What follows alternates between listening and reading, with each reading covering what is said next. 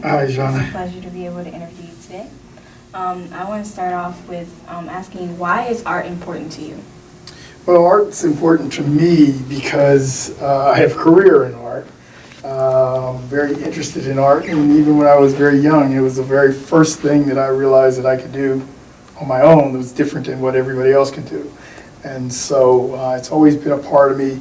You know, my dad was an artist, so they always had reams and reams of paper. And I mean, you could come into our house, there'd be stacks of paper, all different colors, all different kinds. And so we used that all the time. Just went out, sit out in the sun and draw pictures, draw nature.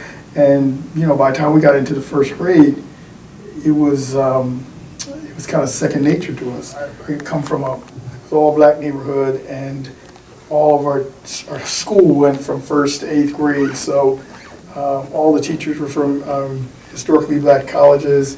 You know, they really wanted people to know, you know, that these students were better or as equal to the other students in the other districts. I learned real early that while I was a good artist, I wasn't a great artist. And there was always this commercial that came on TV, buy artwork from the starving artist. And I was like, I never want to be a starving artist. I figured it must be another way to make money. And so I started my career learning other things in the art field. What are some of the things that inspire you as an artist? Well, actually what inspires me as an artist are other artists that are young, up and coming. They want to make a name for themselves and don't know how to do it. I really kind of know the business in and out. I know a lot of the major artists, white and black.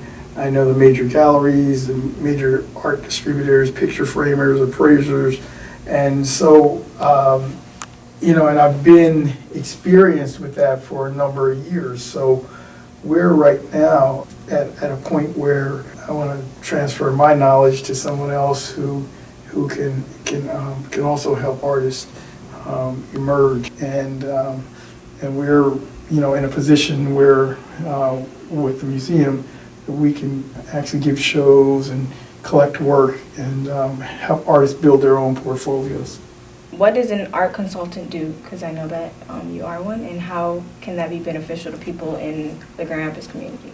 Well, art consulting is just that. It's talking to clients, you're talking to artists, and you're trying to put clients together with artists to sell their artwork.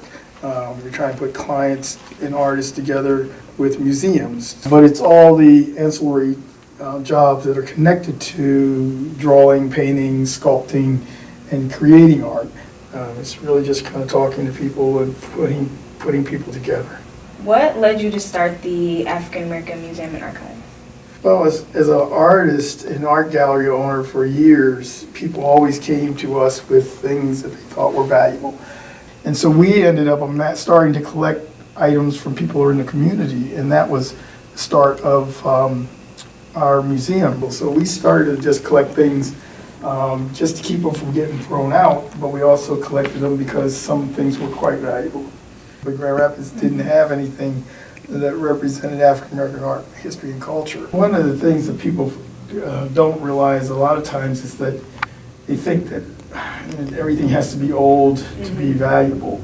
You know, we got the slavery chains in here, and you know, they're probably about 100 years old. There's some African pieces that we have that are even older than that, maybe 200 or 300 years old. You have to kind of look at it in terms of time.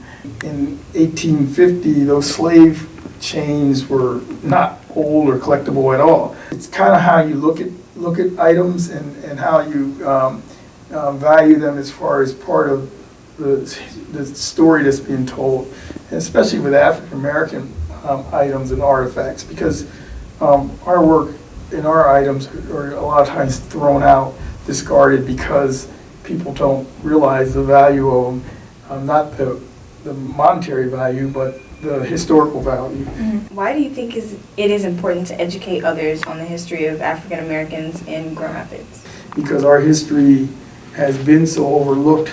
Now that you have it all in one place, all at one time, it gives people a much broader view of African American culture.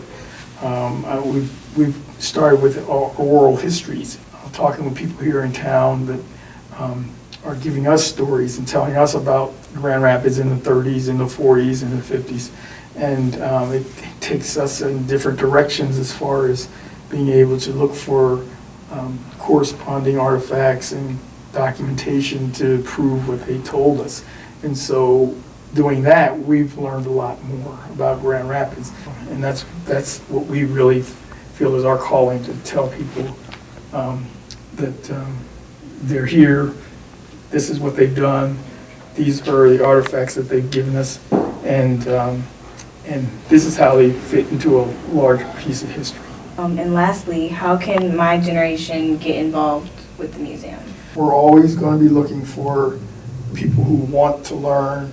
It's not going to be a bunch of old people sitting on a board. We want a mixture of old and young to help guide the museum into the next few decades. I mean, we always have things for people to do. You can come down and volunteer for a day, learn to be a docent. If you like sports, you know, you can help us set up a sports counter. Or if you're into sewing or quilting, you know, we have quilting ladies that come down all the time. We do genealogy, if you're into genealogy. We also have ways that young people can help, just like everybody else, by donating money. So there's lots of things they can do. Thank you. Thank you. Thank you.